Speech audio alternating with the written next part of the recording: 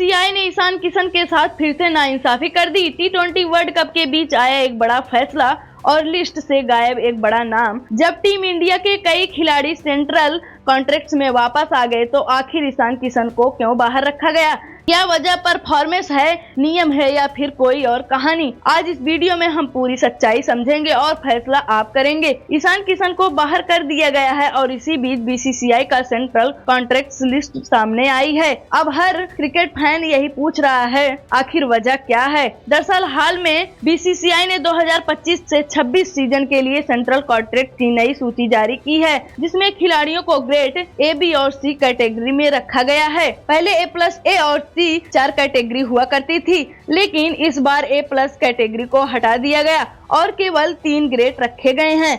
अब जब यह लिस्ट सामने आई तो लोगों ने देखा कि कुल 30 खिलाड़ियों को कॉन्ट्रैक्ट मिला है, लेकिन ईशान किशन का नाम इसमें शामिल नहीं है और यही से सवाल शुरू हो गए हैं। आपको याद होगा कि कुछ समय पहले बीसीसीआई ने ईशान किशन और श्रेयस अय्यर दोनों को कॉन्ट्रैक्ट से बाहर कर दिया था, क्योंकि उन्होंने घरेलू क्रिकेट को प्राथमिकता नहीं दी थी। बाद में बोर्ड ने साफ कहा था, अगर खिलाड़ी घरेलू क्रिकेट खेलेंगे और प्रदर्शन करेंगे तो उन्हें वापस मौका दिया जाएगा। श्रेयस अय्यर ने वापसी कर ली, लेकिन ईशान किशन अब भी बाहर हैं। इस बार ग्रेड ए में सिर्फ 3 खिलाड़ी रखे गए हैं। पहला है शुभमन गिल, दूसरा है जसप्रीत बुमराह, तीसरा है रविंद्र जडेजा। एक खिलाड़ी कई फॉर्मेट खेल रहे हैं और टीम के लिए लगातार अहम भूमिका निभा रहे हैं। ग्रेड बी में रोहित शर्मा और विराट कोहली जैसे सीनियर खिलाड़ी भी हैं, क्योंकि अब वे सीमित फॉर्मेट खेल रहे हैं। उनके अलावा इस ग्रेड में शामिल हैं हार्दिक पांड्या, सूर्य कुमार यादव, ऋषभ पंत, श्रेयस अय्यर, केएल राहुल, कुलदीप यादव, तेजस्वी जायसवाल, मोहम्मद सिराज,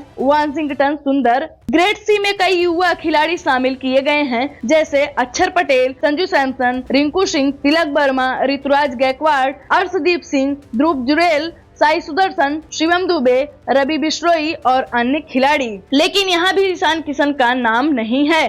जब नियम कहते हैं कि अगर कोई खिलाड़ी 3 टेस्ट या 8 वनडे या 10 टी20 इंटरनेशनल खेलता है तो वह ग्रेड सी का हकदार बन सकता है, तो फिर ईशान किशन को क्यों नहीं? उन्होंने अंतर्राष्ट्रीय मैच खेले हैं, टी20 टीम का हिस्सा रहे हैं, वर्ल्ड कप की टीम में भी शामिल रहे और घरेलू क्रिकेट में भी शामिल रहे। लोग यह भी सवाल कर रहे हैं कि अगर ऋतुराज गायकवाड़, जिन्होंने बहुत ही ज्यादा इंटरनेशनल मैच नहीं खेले, ग्रेड सी में जगह पा सकते हैं, तो फिर ईशान किशन को क्यों नहीं? क्या चयन भविष्य को देखकर हुआ है? क्या टीम मैनेजमेंट की अलग योजनाएं हैं या चयन समिति की प्राथमिकताएं बदल दी गई हैं? कुछ क्रिकेट एक्सपर्ट मानते हैं, पहला है टीम मैनेजमेंट या नई विकेट कीपर विकल्प देख रही है, दूसरा है लगातार टीम से बाहर रहने का असर पड़ा, तीसरा है चयन में भविष्य की योजनाओं को ज्यादा महत्व दिया गया, चौथा है यह फिर चयन सिर्फ मैचों की संख्या पर आधारित नहीं था, लेकिन आधिकारिक कारण अभी साफ नहीं है। अब सवाल ये है कि